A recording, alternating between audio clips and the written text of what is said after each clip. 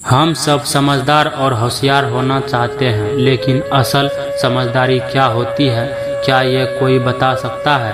अक्सर हम स्वार्थ या अहम को समझदारी का नाम दे देते हैं, लेकिन अहम या हठ से भी क्या गया, कोई भी कार्य सार्थक नहीं होता। तो आइए देखें कि भगवान श्री कृष्ण के अनुसार समझदारी क्या होती है। भागवत गीता में भगवान श्री कृष्ण समझाते हैं कि असली ज्ञानी या समझदार वह होता है जिसको अपने कर्म के फल की चिंता नहीं होती। उसका ध्यान पूरी तरह से सिर्फ और सिर्फ अपने काम पर होता है। जैसे अगर कुम्हार मटका बना रहा हो और उस समय उसका ध्यान इस बात पर चला जाए कि मटका 150 रुपये में बिकेगा या 250 में, तो क्या वह अच्छे से मटका बना पाएगा? अपने कर्म में वैराग्य होने का अर्थ यही है। वैराग्य का मतलब यह नहीं कि आप कुछ न करें और जंगल में जाकर सन्यासी जीवन बिताएं। वैराग्य का सीधा अर्थ है कि आपका ध्यान और मन केवल आपके मन पर हो, उसके फल की चिंता करने में नहीं। भगवान श्री कृष्ण के अनुसार जब हम अपने काम में इतना ध्यान लगा पाते हैं कि हमें उसके अलावा कुछ न दिखे, तब हम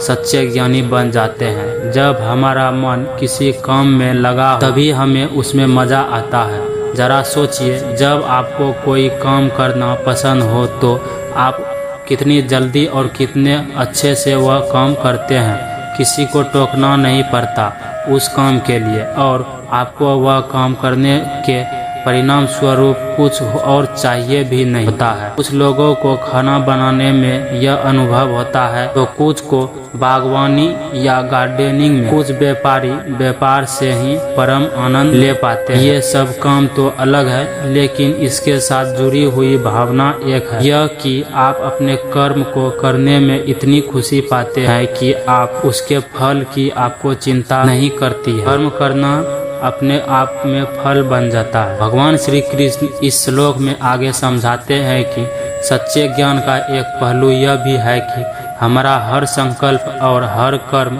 ज्ञान से उत्पन्न हो, स्वार्थ या अहम से नहीं। संकल्प का अर्थ यह होता है कि दुनिया के बारे में हम कैसा सोच रखते हैं। भगवान श्री कृष्ण के अनुसार जो सच्चा ज्ञानी होता है उसके विचारों में शुद्धि, सफलता और सेवा की भावना भरी हुई होती है। तो आप जो करते हैं उससे इस दुनिया को थोड़ा और बेहतर बना सकते हैं, क्योंकि आपके विचार में शुद्धि, सरलता और दुनिया की सेवा की भावनाओं का मिश्रण है। उसी तरह जब भी आप कोई कर्म करते हैं तो मन में यह बात जरूर रखिए कि अगर आप किसी का भला नहीं कर सकते हैं तो किसी का बुरा भी न करें। जब आपका कर्म इस विचार से उठेगा तो वह अपने आप ही ज्ञान का प्रतीक बन जाएगा।